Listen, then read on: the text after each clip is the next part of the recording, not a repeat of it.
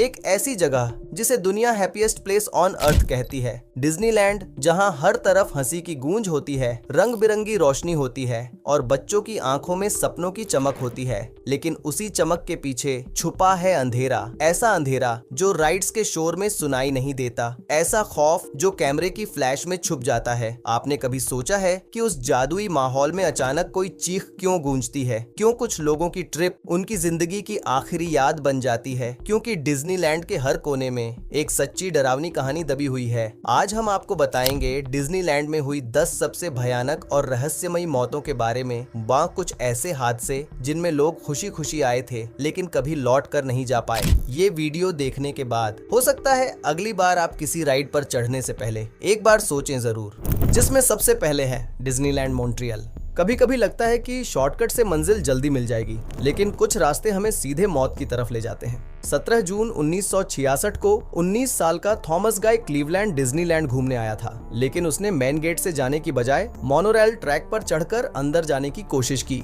क्या कारण था? शायद उसे टिकट नहीं मिला था या उसे रास्ता आसान लगा, लेकिन उसने ये नहीं सोचा कि उसी ट्रैक पर एक हाई स्पीड ट्रेन आ रही थी। गार्ड ने उसे रोकने की कोशिश की, लेकिन थॉमस नहीं रुका। ट्रेन ने उसे टक्कर मारी और वहीं उसकी मौत हो गई। ये डिज्नीलैंड में होने वाली पहली दर्दनाक मौतों में से एक थी। एक जगह जिसे the happiest place on earth कहा जाता है, वहाँ भी लापरवाही जानलेवा हो सकती है। थॉमस की कहानी हमें ये सिखाती है कि हर शॉर्टकट सुरक्षित नहीं होता।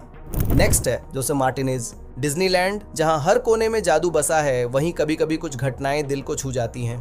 2009 में जोसे मार्टिनेज नामक एक क्वाड्रिप्लेजिक व्यक्ति अपनी पत्नी के साथ डिज्नीलैंड के प्रसिद्ध it's a small world ride पर गए। राइड के बाद अन्य यात्री बाहर निकल गए, लेकिन जोसे को अकेला छोड़ दिया गया। उनकी स्थिति के कारण वे स्वयं बाहर नहीं निकल सकते थे और राइड की निरंतर बजती ध्वनियां उनके लिए मानसिक और शारीरिक तनाव का कारण बनी। इस तनाव के परिणाम स्वरूप जोसे को ऑटोनोमिक डिसरिफ्लेक्सिया जैसी खतरनाक स्थिति का सामना करना पड़ा, जो स्ट्रोक या मृत्यु का कारण बन सकती थी। जोसे के वकील डेविड गेफिन ने बताया कि इस दौरान जोसे को मानसिक तनाव, अपमान और भेदभाव का सामना करना पड़ा। उच्च रक्तचाप और घबराहट के दौरे भी उनकी समस्याओं में शामिल थे। अंततः अदालत ने डिज्नीलैंड पर आरोप लगाया कि उन्होंने विशेष रूप से विकलांग व्यक्तियों के लिए राइड्स पर फंसने के खतरे के बारे में पर्याप्त चेतावनी नहीं दी थी। जोसे को 6 करोड़ 60 लाख रुपए का मुआवजा दिया गया, जिसमें से आधा दर्द और पीड़ा के लिए था और बाकी विकलांगता कानूनों के उल्लंघन के लिए। जोसे की यह कहानी डिज्नीलैंड और अन्य थीम पार्कों के लिए एक चेतावनी है कि वे सभी आगंतुकों के लिए अपने स्थानों को सुलभ और सुरक्षित बनाएं,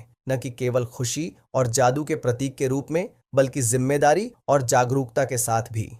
नेक्स्ट है मार्सेलो टोरेस। डिज्नीलैंड की बिग थंडर माउंटेन रेलरोड पर 22 साल के मार्सेलो टोरेस के साथ एक भयानक हादसा हुआ। वो और उनका दोस्त ट्रेन के आगे वाली सीट पर बैठे थे जब अचानक राइड के बाएं पहिए से 2 बोल्ट निकलकर गिर गए। इससे एक धुरी ट्रैक में फंस गई और ट्रेन सुरंग की छत से टकरा गई। टक्कर इतनी जोरदार थी कि मार्सेलो की छाती बुरी तरह कुचल गई, उनकी कई पसलियां टूट गईं और फेफड़ों को भी नुकसान पहुंचा। इस हादसे में 10 और लोग घायल हुए। जांच में सामने आया कि ये सब खराब मेंटेनेंस की वजह से हुआ, क्योंकि कर्मचारियों ने राइड की मरम्मत के दौरान बोल्ट ठीक से नहीं लगाए थे। डिज्नीलैंड ने अपनी गलती मानी और मार्सेलो के परिवार से समझौता कर लिया, लेकिन मुआवजे की रकम गोपनीय रखी गई। मार्सेलो के माता पिता ने 4 करोड़ 15 लाख रुपए ब्रूक्स कॉलेज को दान किए ताकि उनके बेटे का एनिमेशन का सपना जिंदा रह सके। उनकी मां ने कहा, पैसे से बेटा वापस नहीं आ सकता, लेकिन हम न्याय की कोशिश कर सकते हैं। नेक्स्ट है ब्रैंडन जुकर। ब्रैंडन जुकर की कहानी बेहद दर्दनाक है।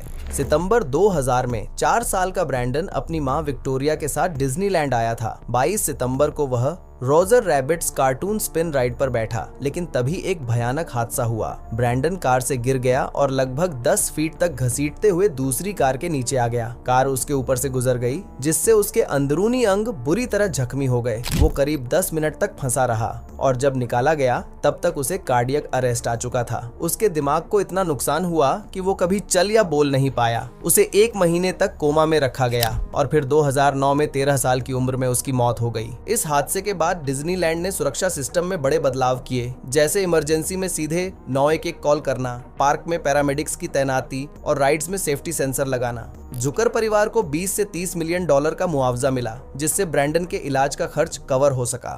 नेक्स्ट है हाइपेरियन थिएटर। जब डिज्नीलैंड कैलिफोर्निया की शुरुआत हुई थी तो वो किसी नए और अधूरे सपने जैसा था, थोड़ा कंफ्यूज, थोड़ा अधूरा। लेकिन वक्त के साथ पिक्सार और दूसरी फ्रेंचाइजीज ने इसे एक जादुई और थ्रिलिंग जगह बना दिया। इसी का हिस्सा था हाइपेरियन थिएटर, जहां हर दिन हजारों लोग म्यूजिकल शोज देखते थे। लेकिन अप्रैल 2003 में इस रंगमंच के पीछे एक दर्दनाक हादसा हुआ। 36 साल के स्टेज टेक्नीशियन क्रिस्टोफर बोमन, जो अलादीन ए म्यूजिकल स्पेक्टेक्युलर की तैयारी कर रहे थे, 60 फीट ऊंचाई से नीचे गिर गए। उन्हें गंभीर सिर की चोटें आईं और लगभग 1 महीने कोमा में रहने के बाद उनकी मौत हो गई। जांच में सामने आया कि ये हादसा सेफ्टी रूल्स की अनदेखी की वजह से हुआ था। डिज्नी पर 15 लाख रुपए का जुर्माना लगाया गया। ये घटना हमें याद दिलाती है कि स्टेज पर जितनी चमक होती है, पर्दे के पीछे उतनी ही संघर्ष और खतरे की सच्चाई छुपी होती है।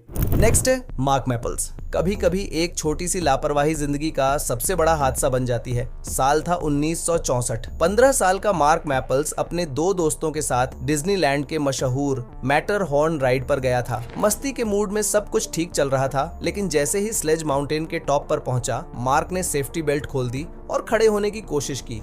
तभी उसका बैलेंस बिगड़ गया और वो सीधे नीचे ट्रैक पर गिर पड़ा। रफ्तार थी करीब 33 किलोमीटर प्रति घंटा और चोटें इतनी गंभीर थीं कि उसका सिर फट गया, पसलियां टूट गईं और अंदरूनी चोटों ने उसे बेहाल कर दिया। दोस्तों को पहले तो कुछ समझ ही नहीं आया, क्योंकि राइड में अंधेरा था। राइड खत्म होने पर जब उन्होंने देखा कि मार्क कहीं नहीं है तो सब घबरा गए। थोड़ी देर बाद पता चला कि वो पहाड़ के अंदर एक लेज पर बेहोश पड़ा है। अस्पताल ले जाया गया, लेकिन कुछ दिन बाद उसकी मौत हो गई। पहले तो राइड ऑपरेटर्स को यकीन नहीं हुआ कि कोई गिर सकता है, लेकिन पीछे की कार में बैठी 2 लड़कियों ने इस हादसे की पुष्टि की। आखिरकार पुलिस ने इसे एक एक्सीडेंट करार दिया। मार्क की मौत डिज्नीलैंड की पहली ऐसी घटना थी जिसने सबको याद दिलाया कि सेफ्टी इंस्ट्रक्शंस मजाक नहीं होते और एक पल की गलती पूरी जिंदगी बदल सकती है। नेक्स्ट है जोआन एग्विलर। कभी कभी हम सोचते हैं कि एक छोटी सी लापरवाही से कोई फर्क नहीं पड़ता, लेकिन जिंदगी हमें सिखाती है कि ऐसा नहीं है। 66 वर्षीय जोआन एग्विलर अपनी 2 बेटियों के साथ अगस्त 2021 में डिज्नीलैंड गई थी। जंगल क्रूज राइड पर व्हील चेयर एक्सेसिबल बोट उपलब्ध नहीं होने पर उन्होंने अपनी बेटियों की मदद से सामान्य बोट पर सवारी करने का निर्णय लिया। राइड के बाद बोट से बाहर निकलते समय जोआन का संतुलन बिगड़ गया और वह गिर गईं, जिससे उनकी दाहिनी जांघ की हड्डी टूट गई। अस्पताल में सर्जरी के बाद जोआन को 5 महीने तक रिहैबिलिटेशन सेंटर में रहना पड़ा। इस दौरान एक संक्रमण के कारण वह सेप्टिक शॉक में चली गईं और 29 जनवरी 2022 को उनका निधन हो गया। इस घटना के बाद एग्विलर परिवार ने डिज्नीलैंड के खिलाफ मुकदमा दायर किया, जिसमें आरोप था कि कास्ट मेंबर्स ने जोआन की सहायता नहीं की और उनके साथ मजाक किया। डिज्नी ने इन आरोपों का खंडन करते हुए कहा कि जोआन ने अपनी बेटियों की मदद से सामान्य बोट चुनी थी और दुर्घटना उनकी अपनी गलती थी। ये दर्दनाक घटना हमें याद दिलाती है कि डिज्नीलैंड जैसी खुशियों की जगह पर भी सुरक्षा और सम्मान का पालन कितना महत्वपूर्ण है। नेक्स्ट है क्रिस्टोफर बोमैन।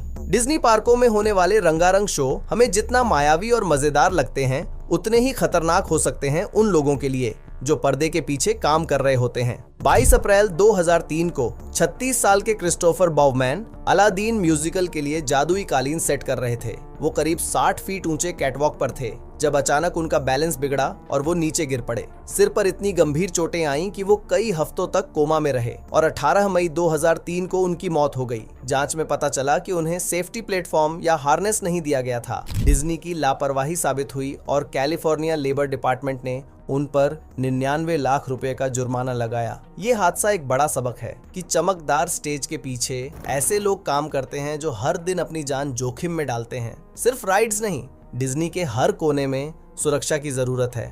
नेक्स्ट है बॉनी लियर। 5 जून 2024 को डिज्नीलैंड एनाहाइम कैलिफोर्निया में एक दुखद घटना घटी। 60 वर्षीय बॉनी लियर क्लब 33 की एक प्रिय प्रशासिका क्रिटर कंट्री के पास एक गोल्फ कार्ट दुर्घटना में गंभीर रूप से घायल हो गईं। वह कार्ट की पिछली सीट पर 3 अन्य यात्रियों के साथ बैठी थीं, जब चालक ने एक गड्ढे को देखा और कार्ट की गति लगभग 20 मील प्रति घंटे थी। अचानक कार्ट में झटका लगा और बॉनी ने सहारे के लिए हैंडरेल पकड़ने की कोशिश की, लेकिन वह टूट गया और वह कार्ट से गिर गई। गिरने से उनके सिर में गंभीर चोट आई, जिससे मस्तिष्क में सूजन आ गई और 2 दिन बाद 7 जून को उनकी मृत्यु हो गई।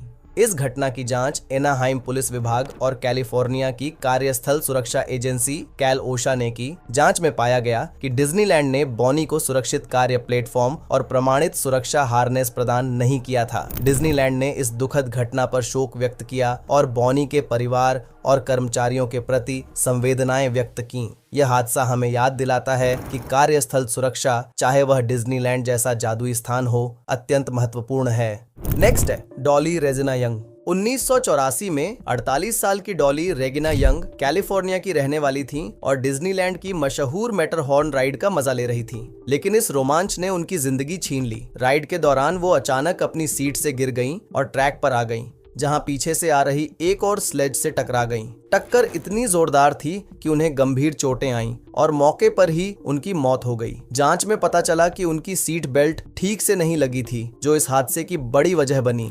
उनके परिवार ने डिज्नीलैंड पर लापरवाही का आरोप लगाते हुए 41 करोड़ का केस ठोका। डिज्नी ने कहा कि सीट बेल्ट्स पहले से बदले जा रहे थे क्योंकि पुरानी कंपनी बंद हो चुकी थी। उन्होंने मैटरहॉर्न के सेफ्टी रिकॉर्ड का भी हवाला दिया, जिसमें एक और मौत 1964 में हुई थी। यह घटना याद दिलाती है कि मनोरंजन के बीच भी सुरक्षा सबसे जरूरी है। डिज्नी जैसे बड़े नाम पर भी भरोसा आंख बंद करके नहीं किया जा सकता। अगर आपको हमारी वीडियो पसंद आई हो तो लाइक जरूर करें और चैनल को सब्सक्राइब करना न भूलें। मिलते हैं अगली वीडियो में, तब तक के लिए धन्यवाद।